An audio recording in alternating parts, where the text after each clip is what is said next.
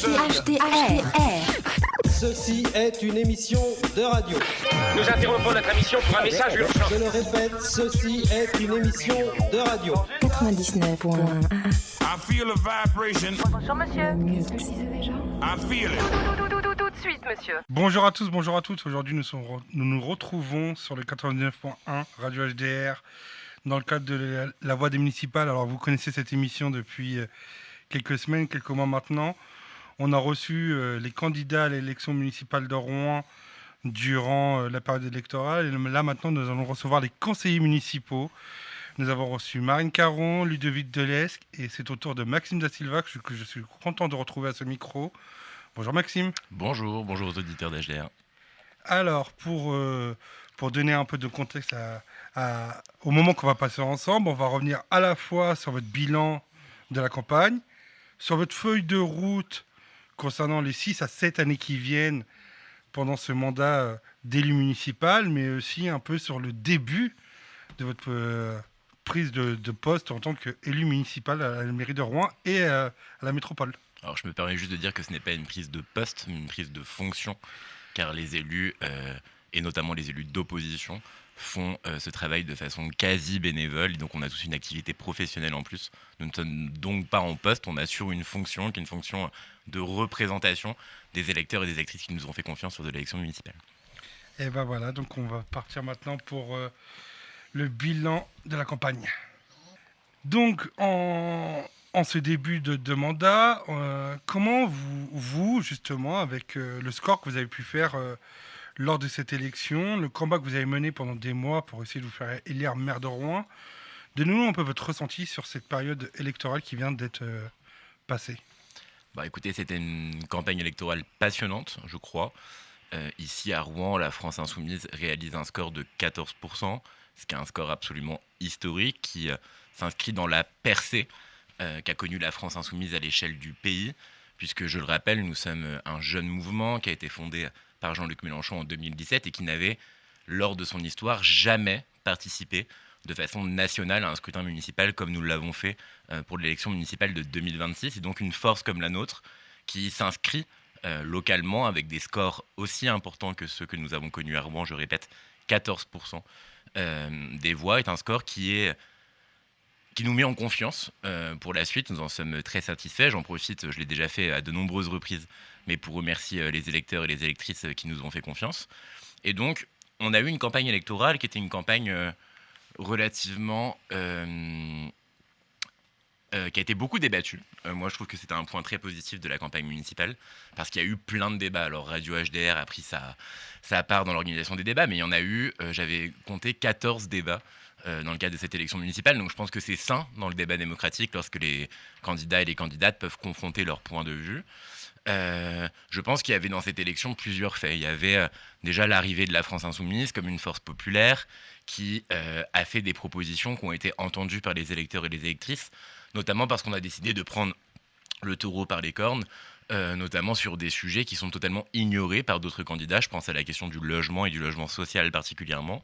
Je pense aussi que nous n'avons jamais été aux responsabilités à Rouen, ce qui n'est pas le cas ni de mes deux concurrents principaux, Nicolas Maillard-Rossignol et Marine Caron, dans le cadre de cette élection, et qui ont fait la démonstration qu'ils passaient un peu sous silence toutes les problématiques. Et moi, je pense que ce soit les problématiques en lien avec le clientélisme ou les problématiques en lien avec le secteur associatif notamment, et le fait qu'il y a un peu d'opacité dans la manière dont on soutient le tissu associatif dans cette ville, c'est heureusement qu'il y avait les insoumis pour mettre ces sujets sur la table. Ça, c'est la première remarque. La deuxième remarque, c'est que je pense que ça a été une campagne quand même relativement sale du point de vue des comportements. Je rappelle quand même qu'on a eu une extrême droite, d'ailleurs, qui fait son retour au conseil municipal et que personne ne peut se satisfaire de ce fait politique, mais que cette extrême droite, elle a été très violente pendant cette élection municipale avec un candidat du Rassemblement national qui a fait une campagne municipale déjà relativement feignante, si je puis dire, puisqu'on l'a peu vu sur le terrain, fantôme, et puis qui est dans la continuité en ce début de mandat, d'ailleurs, puisqu'on compte le peu de fois où il est présent lors des réunions, et puis en plus il ne travaille absolument pas. Le Rassemblement national a été incapable de déposer des motions, par exemple, au conseil municipal, alors que c'est quand même le b.a.-ba de notre règlement intérieur, mais malgré le fait que dans leurs élus, ils comptent des gens qui sont élus depuis 6-12 ans, eh bien, ils sont incapables de prendre en main le mandat, alors qu'au groupe Rouen Insoumise, nous avons 4 néo-élus qui n'étaient pas élus à Rouen sous l'ancien mandat et qui pourtant ont bien compris comment se battre. Les gens qui écoutent le conseil municipal peuvent en témoigner. Crasse avec l'extrême droite aussi, parce que je rappelle que la France Insoumise a fait l'objet d'attaques absolument insupportables pendant la campagne municipale, puisque des militants néo-nazis d'extrême droite regroupés sous l'étiquette des normaux sont venus attaquer mon local pendant la campagne municipale, et que bien sûr ils ont des liens et des accointrances avec l'extrême droite, mais surtout je redis, comme je l'ai déjà dit à plusieurs micros pendant la campagne municipale, que je trouve absolument scandaleux que ni la droite dite républicaine ni la liste de la gauche de la majorité, regroupant en son sein notamment le Parti socialiste, les écologistes ou les communistes, n'ont trouvé bon de faire des mots de soutien en direction d'un parti de gauche comme la France Insoumise, qui est ciblé par les fascistes dans notre ville. Et puis enfin, la dernière remarque sur cette campagne, c'est que c'est une campagne pendant laquelle on a eu du débat, mais il y a eu des anomalies. Je pense notamment au fait qu'on le voit aujourd'hui dans la majorité, un accord contre nature à gauche vis-à-vis de celles et ceux qui ont emporté le scrutin, c'est-à-dire la liste de la majorité emmenée par Nicolas Maillé-Rossignol, où on a des responsables politiques de gauche locaux qui sont des irresponsables et qui pensent à eux avant de penser aux gens, et qui du coup sont allés construire un accord électoral pour pouvoir sauver leur siège au conseil municipal. Toutes celles et ceux qui m'écoutent là au micro et qui ont déjà croisé Jean-Michel Bérégovoy avant janvier 2026 se rappellent à quel point il était dur, à quel point il était critique. On l'avait interviewé. Voilà, envers Nicolas Maillé-Rossignol, que c'était une personne infréquentable. Et puis quelques semaines plus tard, ces gens sont les uns à côté des autres sur une photo, en ayant un discours d'union de la gauche. Alors je crois que notre score, il montre qu'on a réussi quelque chose. C'est de dire l'union de la gauche avec les logos, etc.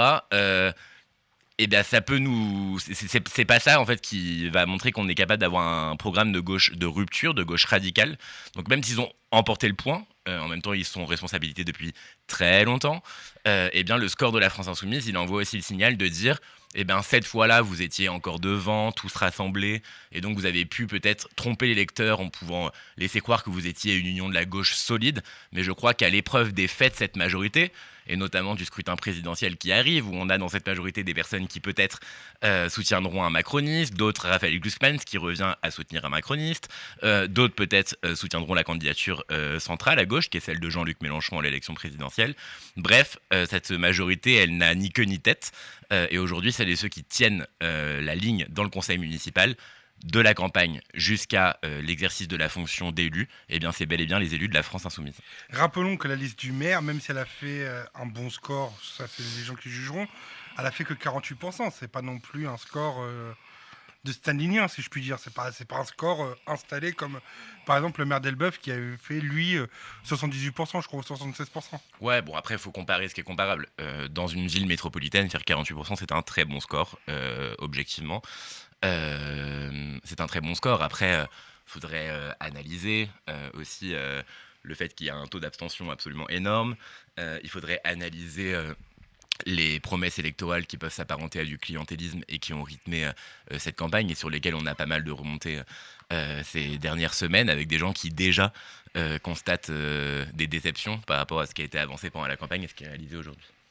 Passons maintenant, si vous voulez bien, justement au début du mandat. Pour donner le contexte, c'est l'installation du conseil municipal. Moi, j'ai pu être là physiquement. On a vu directement comme quoi que vous avez pris la parole justement pour dire voilà, Rouen Insoumise est installée aussi, et Rouen Insoumise a le droit de prendre la parole. Et on a vu que vous étiez en opposition avec justement la majorité actuelle. Ouais, honnêtement, je veux profiter de votre micro pour dire aux auditeurs de Radio HDR que s'ils n'écoutent pas le conseil municipal, ce que je peux comprendre, ça dure longtemps, c'est technique, eh bien qu'il ferait mieux ils devraient aller regarder un peu le conseil municipal qui a eu lieu le 26 juin, qui est pour moi la démonstration du fait que Nicolas Maillé-Rossignol est un autocrate, que ce n'est pas un démocrate, que c'est une personne qui ne supportent pas la contradiction, ne supportent pas le débat démocratique. Et moi, je suis particulièrement choqué, comme élu, de voir qu'au bout de 3 mois de mandat, la décision du maire, c'est de museler les oppositions. Je vous explique un peu pour celles et ceux qui nous écoutent. En vrai, les élus du conseil municipal ont la possibilité de déposer des motions au conseil municipal, des textes d'intention. Et par exemple, pour le groupe Rouen Insoumise, vu qu'il y a eu 2 conseils municipaux ordinaires, nous avons déposé lors du premier conseil municipal une motion pour le blocage des prix, parce qu'on sait que l'explosion des prix prenne tout le monde à la gorge, que ce soit les prix de l'électricité, du gasoil ou même du caddie de course, et qu'il y a des possibilités comme le fait de prendre des décrets pour pouvoir bloquer les prix. Ça a été fait dans d'autres pays de l'Union européenne, ça a été fait en France lors de la crise du Covid, notamment sur le gel hydroalcoolique, donc on sait que c'est possible, et donc on mène cette bataille à la France Insoumise pour bloquer les prix. Et ce qu'il s'est passé, c'est que, eh bien, je vous disais, cette majorité, elle n'a ni queue ni tête. Donc les communistes, ils nous proposent un amendement de forme sur la motion. Ils étaient prêts à voter avec les insoumis cette motion, ce qui est absolument inenvisageable, évidemment, pour le Parti socialiste, quand bien même, le Parti socialiste a été investi sur la première circonscription de Seine-Maritime aux élections législatives sur le programme du nouveau Front populaire, dont la première mesure était le blocage des prix. Mais bon, c'est une trahison du Parti socialiste, on a envie de dire que nous avons l'habitude. Et, eh bien, les motions, on fait la démonstration qu'il n'y avait pas d'unanimité dans cette majorité, et puis qu'il y avait quand même la possibilité pour Rouen Insoumise de montrer qu'ils étaient majoritaires dans le conseil municipal lorsqu'ils proposaient des choses. Eh bien, quelle a été l'idée merveilleuse de Nicolas Maillé-Rossignol ? Supprimer le droit de motion pour les élus. Juste pour qu'on en ait conscience, dans toutes les métropoles qui sont comparables à celle de Rouen, jamais on n'a retiré un droit à l'opposition de la sorte, de façon unilatérale, alors qu'aucune des oppositions n'était d'accord. C'est un coup de force démocratique. C'est ce que j'allais... Enfin, pardon de vous couper la parole, hein, mais c'est ce que j'allais dire pour remettre le contexte. Hein. C'est que toutes les oppositions de l'extrême droite... l'extrême droite, ils n'étaient pas là, donc eux, ils ne s'opposent pas, ils servent à rien. Mais du moins, moi, de ce que j'avais entendu de la prise d'opposition, je vais être totalement honnête, c'était Réussir Rouen et Rouen Insoumise. Ils étaient contre le nouveau règlement voté... lors du fameux conseil municipal. En fait, imaginez, pour les gens qui nous écoutent, que vous êtes dans un conseil municipal. L'élection municipale, elle est déjà particulièrement antidémocratique parce que moi, j'ai fait 14% des voix et je n'ai pas 14% des élus parce que le scrutin, il est fait de tel que la personne qui gagne l'élection, elle a une prime majoritaire de 50%, plus, ils ont fait en presque 50%, 50% de l'autre moitié.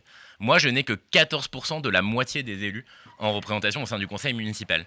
Donc il y a déjà, par le manque de proportionnalité dans la désignation des élus, un gros problème démocratique dans le scrutin municipal. Donc on doit avoir des contre-pouvoirs. Et au bout de 3 mois de mandat, et je suis désolé, mais le groupe Réussir Rouen, oui, ils ont mené la bataille contre le règlement intérieur, mais les 6 dernières années, Nicolas Maillé-Rossignol a laissé Marine Caron pouvoir faire des motions pendant 6 ans, parce que Marine Caron a fait peur à personne.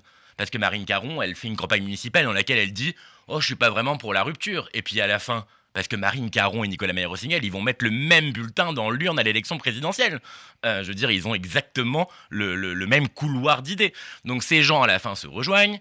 Et donc, du coup, Marine Caron ne gêne pas Nicolas Maillé-Rossignol dans sa manière de s'opposer. Et bien, les Insoumis, visiblement, font peur à Nicolas Maillé-Rossignol parce qu'ils décident à la ville de nous empêcher d'avoir des motions. Ils décident à la métropole de nous empêcher de nous constituer en groupe métropolitain, alors que la France Insoumise, à l'échelle de la métropole, avec les scores que nous avons faits à Sotteville-les-Rouen, à Rouen, à Elbeuf, à Cléon, à Canteleu et j'en passe. Oui, vous avez des élus dans la plupart des municipalités. Ouais, et en fait, on fait un certain nombre de voix dans toutes ces villes qui fait qu'on représente beaucoup d'électeurs sur cette métropole, bien plus que plein d'autres villes dans la métropole. Ils ont constitué le bureau qui est censé être représentatif de la métropole, 0 insoumis à l'intérieur. Ils ont voté le règlement au conseil métropolitain, on a demandé à baisser le seuil à 3 pour qu'on puisse avoir un groupe. Interdiction aux élus insoumis d'avoir un groupe. Pour celles et ceux qui nous écoutent, à la métropole, l'indemnité des élus mensuelle, c'est 50 € par mois. Avec 50 € par mois, on est censé poser des congés pour pouvoir assister aux réunions, on est censé poser des congés pour pouvoir aller voir des collectifs, les rencontrer, etc. On n'a aucun moyen. Comment on compense cela quand on a un groupe ?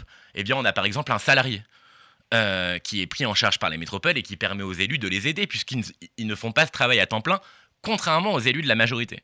Bref, tout ça est fait pour ostraciser et faire taire l'opposition, mais il y a quelque chose que peut-être Nicolas Meyer-Rossignol n'a pas vu venir, c'est que nous, les Insoumis, nous sommes des têtes dures, et nous, les Insoumis, nous avons un outil que le Parti Socialiste n'a plus depuis des décennies, c'est la force du collectif. Lorsque moi, je me présente en conseil municipal, nous ne sommes pas les 4 élus rois insoumis, seuls dans leur coin à avoir préparé.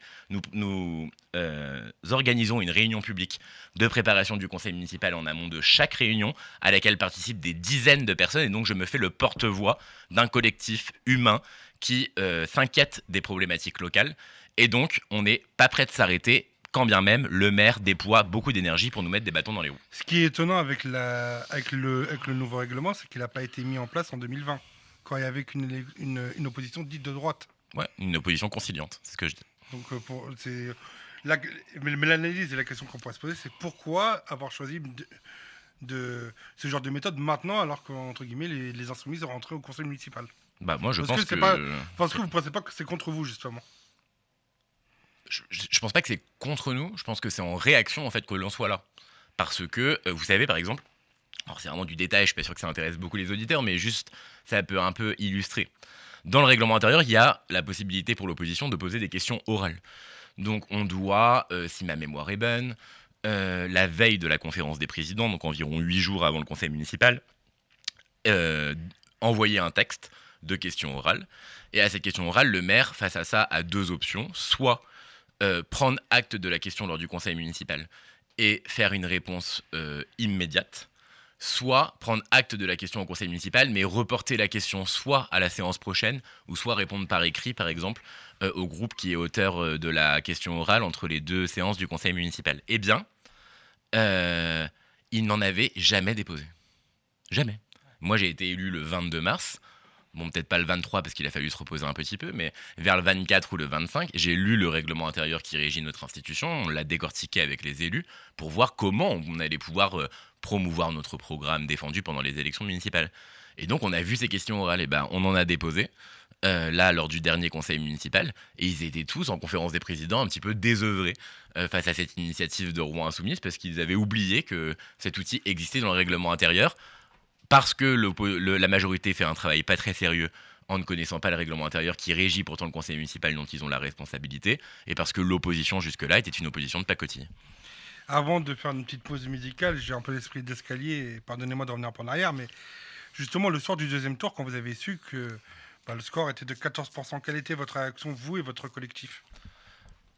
2 réactions, une réaction immédiate qui était une réaction de joie, déjà parce que dans l'entre-deux tours, on a fait reculer l'extrême droite, alors que notre score à nous a progressé, ce qui était une très bonne nouvelle pour nous. Et puis une deuxième réaction, qui était une réaction de sérieux, quoi, où on se dit ok, donc là il y a quand même plusieurs milliers de personnes qui ont voté pour nous, qui ont fait le choix de notre programme, et donc il va falloir qu'on assure derrière. Et en fait très très vite, dès les jours qui suivent l'élection, au second tour de l'élection municipale, eh bien, plein de collectifs, de gens qu'on a croisés sur le terrain nous disent « Bah alors, comment vous allez pouvoir nous aider ?» Sauf qu'en fait, on a un pouvoir là d'alerte, un pouvoir de tribune, parce que c'est comme ça qu'on imagine notre mandat, un pied dedans, un pied dehors, où on peut se faire le porte-voix des Rouennais et des Rouennaises dans l'enceinte du conseil municipal. Mais par contre, on n'a pas de pouvoir de décision, puisque nous sommes dans l'opposition, et que comme je l'expliquais là, l'opposition, c'est déjà difficile de pouvoir jouer dans les décisions du conseil municipal. Et en plus, Nicolas Meyer-Rossignol a une méthode qui vise à faire en sorte que l'opposition ne s'exprime pas du tout. Mais pourtant, il faut quand même répondre aux gens qui nous sollicitent et les aider. Tout ça, je le dis, dans quelque chose qui est quasiment bénévole, puisque les élus d'opposition notamment sont indemnisés, mais de façon relativement symbolique. Donc on doit faire ça en plus de notre boulot, de nos vies de famille. Donc c'est compliqué, mais on ne lâche rien. Et justement, vous l'avez dit tout à l'heure, vous l'avez plus ou moins abordé, lors du dernier conseil municipal, quelques jours avant, la France Insoumise avait organisé justement une réunion publique pour essayer de construire justement le ressenti des Rouennais, prendre un peu ce que les Rouennais disent pour accompagner ça pendant les conseils municipaux. Ce qui est une démarche intéressante, parce que on dit souvent qu'on ne voit pas... Enfin, on voit les candidats pendant les élections et on ne voit plus les politiques après les élections. Ouais. Alors que votre démarche est totalement... Pour vous faire la confidence, Naïm, je pensais que les gens ne viendraient pas. Parce que je me suis dit, bon, une réunion un mercredi soir à 18h pour préparer le conseil municipal, qui va venir, quoi. Après, je me suis dit, bon, bah, peut-être il y a quelques militants quand même qui vont venir, mais c'est pas parce que je mets un visuel sur les réseaux sociaux et que je fais une petite vidéo d'invitation que des habitants vont venir. Et j'ai été relativement surpris. Alors, c'est pas le soir des grandes foules, il n'y a pas 500 personnes, mais on en a fait 3, du coup, des réunions de préparation de conseils municipaux. Et on a eu entre 30 et 50 personnes à chaque fois pour l'instant. Donc, c'est peut-être parce que c'est juste après l'élection, peut-être que ça va être un peu moins après, j'en sais rien. Mais ce que je veux dire, c'est que de toute façon, moi, comme tête de liste aux élections municipales, j'ai fait signer une charte à l'ensemble des candidats sur ma liste, qu'on ait 2, 3, 15, 40 élus, pour lesquels il était obligatoire, en cas d'exercice d'un mandat électoral, de le faire en toute transparence vis-à-vis des électeurs, d'associer les habitants le plus possible à la prise de décision politique. Et donc, ce que fait la France Insoumise là, c'est juste tenir ses engagements de campagne, et de dire aux gens qu'à partir du moment où on nous confie un mandat, on l'exerce avec eux, et pas a posteriori en leur expliquant qu'on a dû prendre des choix difficiles compte tenu du budget macroniste qu'on a pourtant voté, mais qui nous met bien dans la merde. Nous, on fait les choses avec les gens et je pense que c'est apprécié. Et tant qu'il y aura des gens qui viendront, ils auront un outil comme celui-là. Donc si vous nous écoutez, n'hésitez pas à suivre les comptes élus avec un S, LFI Rouen sur les réseaux sociaux. On vous invite à chaque conseil municipal à venir le préparer avec nous. Écoutez, merci en tout cas pour ce début d'explication et je pense que nos auditeurs sont contents de vous entendre. HDR 99.1. Nous reprenons pour aller directement, j'ai envie de dire, dans le futur. Comment vous sentez justement les 6 années qui viennent et donnez-nous un peu de la feuille de route du groupe Rouen Insoumis qu'est-ce qu'il va faire pour les Rouennais en tant qu'élu d'opposition de gauche? Ouais, déjà défendre le programme pour lequel nous avons été élus. Et je dois dire par là que nous avons déjà montré notre efficacité en seulement 3 mois de mandat. Par exemple, lors du dernier conseil municipal, nous avons déposé une motion, chose que nous ne pourrons plus faire à cause des méthodes autocratiques de Nicolas Meyer-Rossignol, mais nous avons déposé une motion pour défendre le service public postal, puisque c'était un de nos sujets de campagne majeurs. Ici, sur les Hauts-de-Rouen, vous savez à quel point ça peut manquer de pouvoir avoir un bureau postal, un distributeur. Je pense ici, évidemment, à tous les commerçants du marché du Châtelet, à quelques dizaines de mètres d'ici, qui voient leur activité plonger, tout simplement parce que les gens ne peuvent pas retirer de l'espèce avant d'aller faire leurs emplettes au marché le jeudi matin. Mais on a déposé une motion et parce qu'on a tourné politiquement notre motion, on a réussi à obtenir un vote sur cette motion. Je fais une petite parenthèse là-dessus quand même parce que je sais qu'elle est passée à ce micro avant moi, Marine Caron. Eh bien, nous avons ajouté dans une autre motion lors du conseil municipal la volonté d'exiger la démission de Gérald Darmanin. Et la droite a voté pour la démission de Gérald Darmanin, ce qui était quand même une autre victoire insoumise dont on se gargarise beaucoup, même si c'est très symbolique. Mais donc je disais, l'application du programme, donc défense des services publics. Là, par exemple, on a eu, vous savez, chaque année est voté le budget. Et ça, c'est plutôt sur la période de l'automne. Mais juste après le mandat, là, il est possible d'avoir comme un budget rectificatif, c'est-à-dire qu'on regarde ce qui a été dépensé en 2025, ce qui avait été voté, et puis s'il reste des crédits, on peut les réorienter, etc. Même chose pour l'année en cours. Et on s'aperçoit qu'il y a un excédent à la ville de Rouen qui est important, et qu'avec cet excédent, on pourrait faire une des propositions que nous avons portées pendant la campagne avec un claquement de doigts, qui est l'école gratuite pour toutes et tous. Gratuité de la cantine scolaire, gratuité du périscolaire, gratuité des fournitures. Et ils refusent, mais seulement par dogmatisme, parce que c'est les insoumis qui le proposent, parce qu'ils n'ont pas envie, etc. Mais on mène ces batailles-là. Il y a quelques jours, Maxime, ils se sont quand même vantés justement de la gestion saine de la ville. Enfin, ils ont fait des posts sur les réseaux sociaux pour se mettre en avant en disant « Regardez, Rouen est bien géré ». Donc, En fait, moi, je trouve que c'est scandaleux de dire que ta ville a des finances saines quand dans ta ville, il y a des gens qui crèvent la dalle et que tu fais rien. Quand il y a des gens dans ta ville qui vivent dans des passoires thermiques, qui partant de canicule sont en train de crever la gueule ouverte sous les toits et que tu ne fais rien. Quand tu as mis 48 heures à décider de la fermeture des écoles, alors que nous, opposition, on l'a demandé immédiatement, parce qu'on avait ici des animateurs, des enseignants, notamment sur les Hauts-de-Rouen, qui nous expliquaient qu'ils leur avaient donné 3 bouteilles, là, comme les bouteilles Pchit, là, comme pour le produit à carreaux, pour pouvoir désaltérer les gamins, alors que les gamins, ils étaient en situation de souffrance comme les personnels. En fait, tu ne peux pas te gargariser de dire « tout va bien, regardez ». on a un excédent budgétaire, on rembourse la dette, alors que les gens vont mal. Mais le problème, c'est que ces gens ferment les yeux sur les souffrances qu'il y a dans cette ville. Et pour répondre à votre première question, c'est aussi ça. Le rôle des élus insoumis, c'est de mettre en lumière les situations individuelles qui sont des conséquences directes des choix nationaux et des politiques locales de ces gens-là, comme nous l'avons fait pendant toute la campagne d'ailleurs. Il y a quelques semaines de ça, nous avons appris par voie de presse, je crois que c'était le Paris Normandie ou ici Normandie, qui nous avait sorti l'affaire du périscolaire aussi à Rouen. Ce qui était surprenant en fait, on s'attendait pas, nous, on en avait fait allusion pendant vos interviews, pendant la campagne, c'est-à-dire qu'on a eu la chance de ne pas avoir ce type d'affaire. Et là, en fait, on s'est rendu compte qu'il y avait une affaire de périscolaire. Ouais. Vous, maire de Rouen, déjà, même pas maire de Rouen, c'est vous, élus municipaux, comment vous l'avez appris ? Est-ce que les élus de la majorité ou le maire vous êtes tenus informés de cette affaire-là avant la presse ou comment ça s'est passé ? Bon, déjà, avoir un mot de soutien envers toutes les personnes qui ont été victimes, dans le milieu scolaire ou pas, de violences sexuelles, notamment à l'encontre des enfants. C'est un sujet qui traverse beaucoup notre société, beaucoup le pays en ce moment. Bien sûr, l'élément déclencheur a été la mort atroce de la petite Liana, dans, je dois le dire, des circonstances judiciaires absolument abjectes. Parce que la personne qui est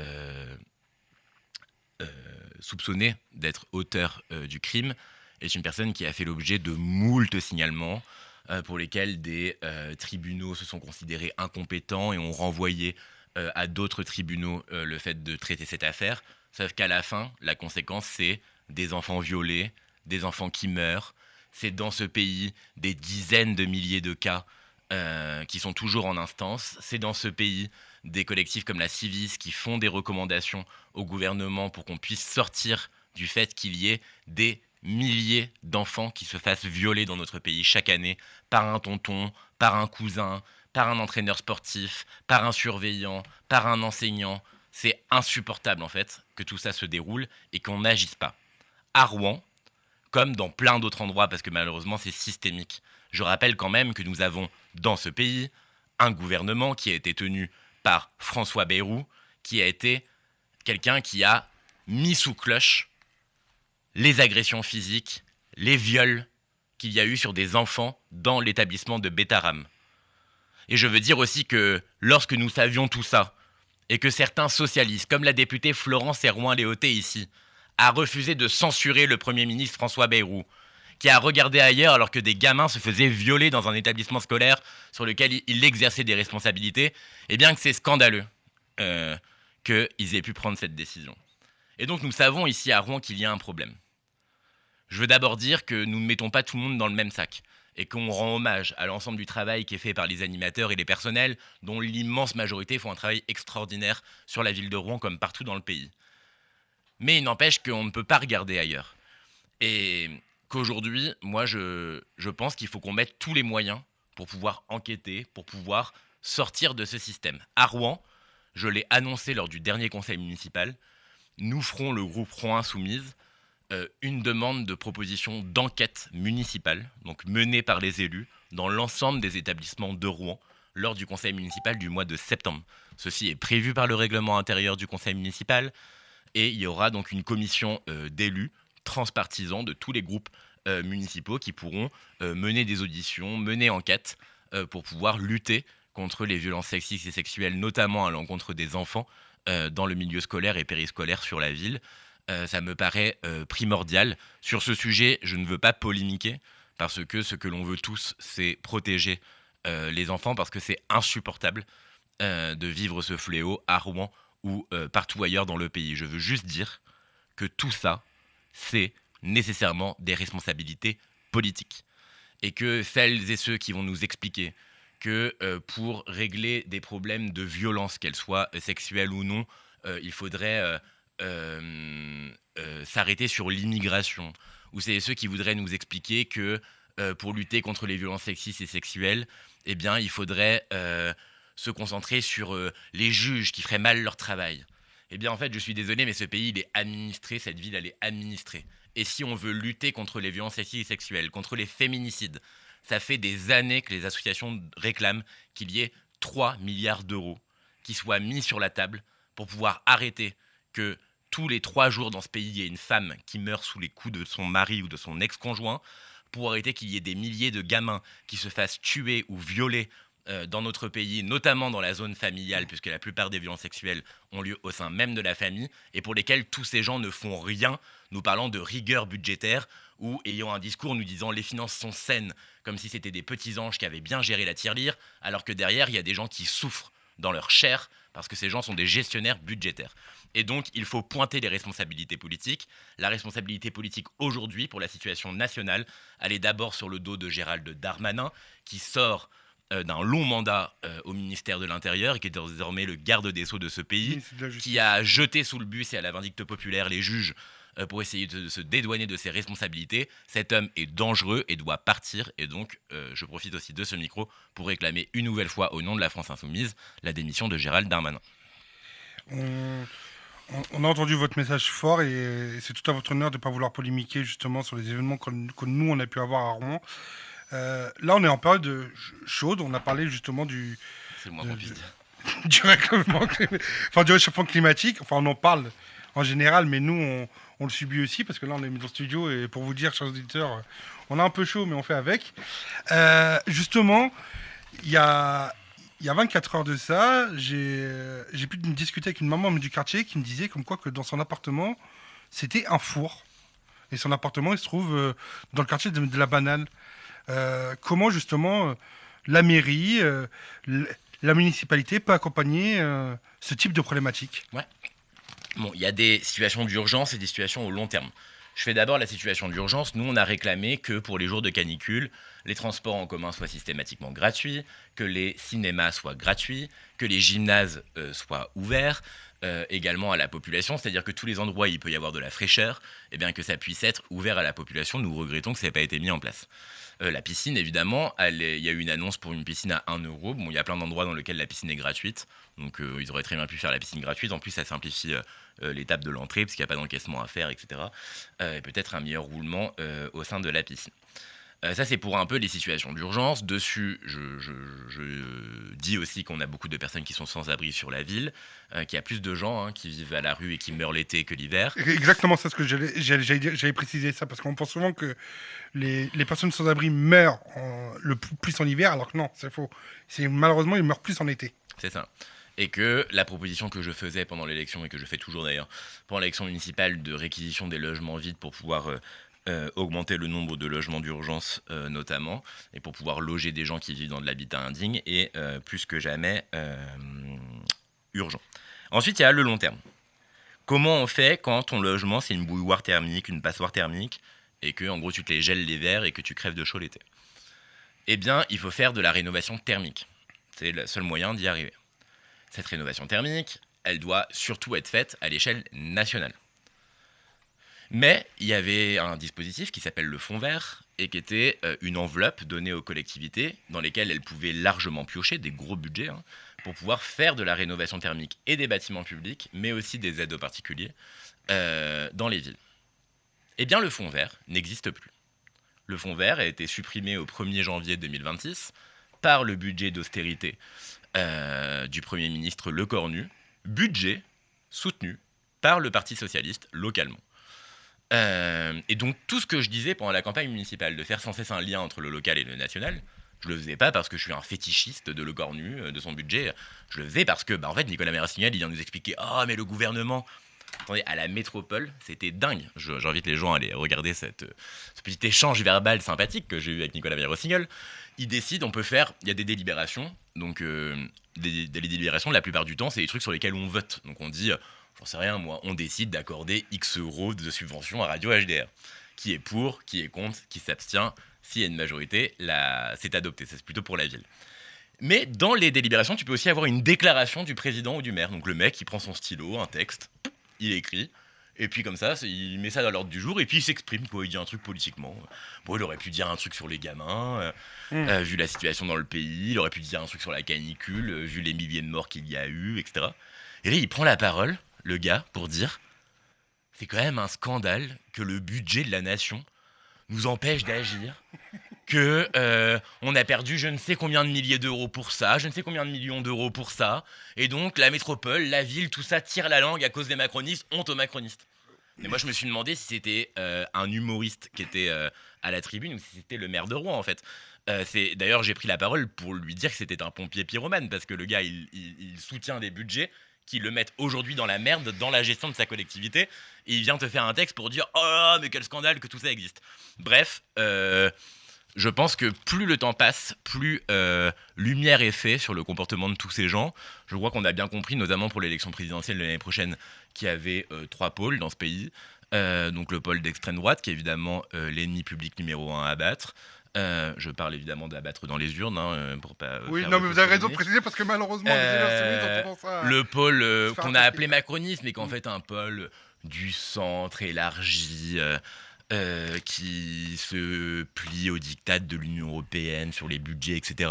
Et qui en gros c'est Philippe Attal, et puis qui a englobé les Maillard-Rossignol, les Glucksmann, etc. Et puis tous ceux qui vont continuer à s'acoquiner avec eux pour avoir des sièges. Et puis il y a le bloc populaire qui dit en fait c'est pas possible dans ce pays que les gens crèvent de chaud, il y a des responsabilités, c'est pas possible dans ce pays qu'il y ait autant de riches et autant de gens qui galèrent, c'est pas possible dans ce pays qu'on ait vu les prix du gasoil exploser avec le blocus des détroits d'Ormuz, alors qu'on était encore sur des quantités qui avaient eu le temps de passer le détroit, et que du coup tout ça est de la spéculation et qu'il y a plein de gens qui s'en foutent plein dans les poches sur le dos des gens, quoi.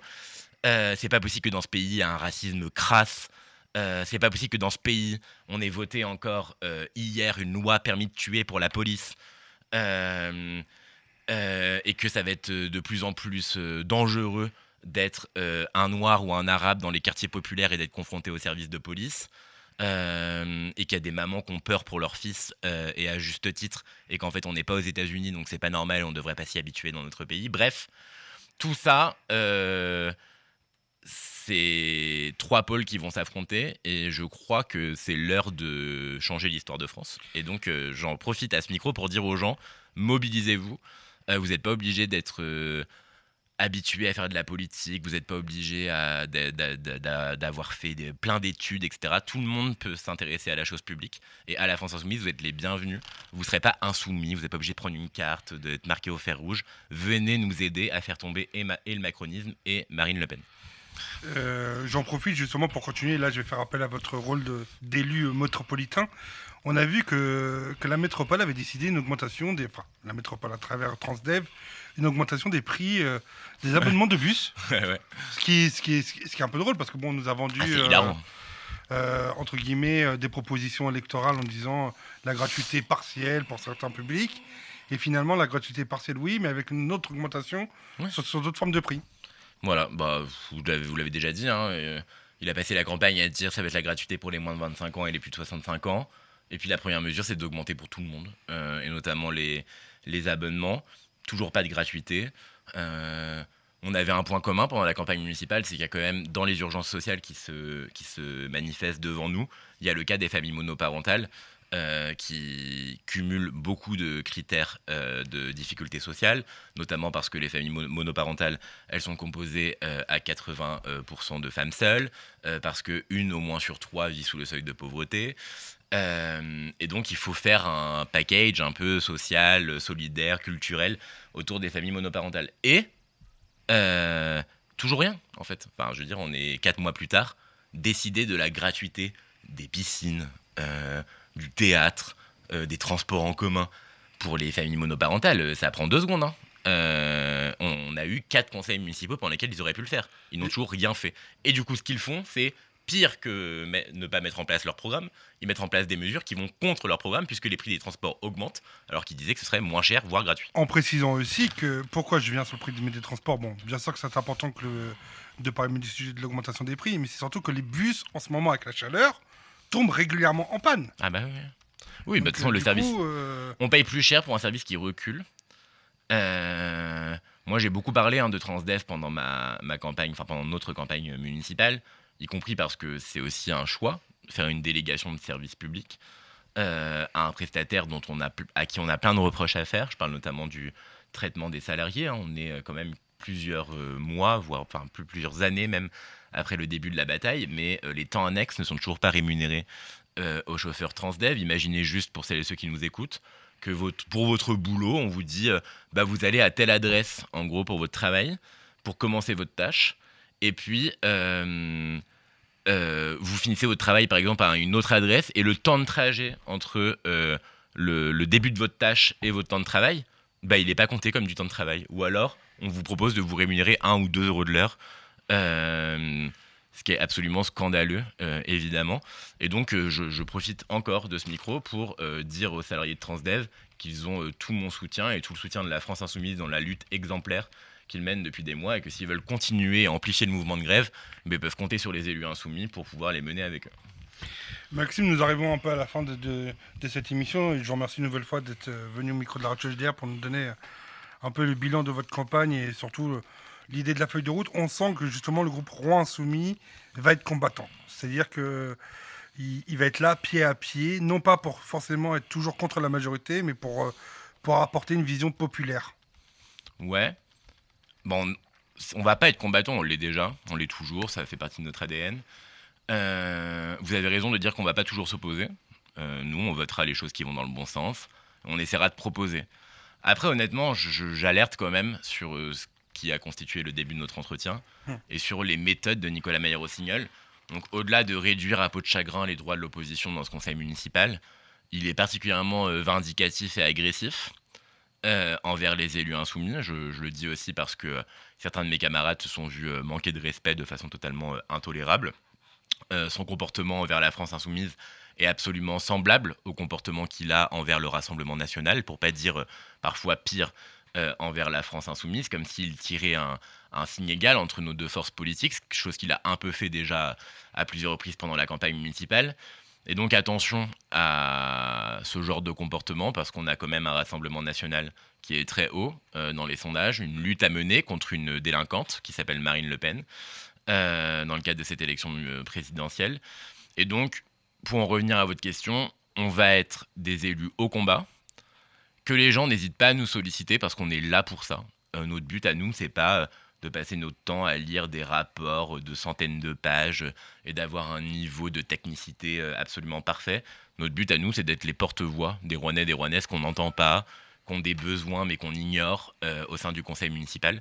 Donc si vous avez des choses à dire à Nicolas Meyer-Rossignol, appelez-moi, je lui dirai pour vous.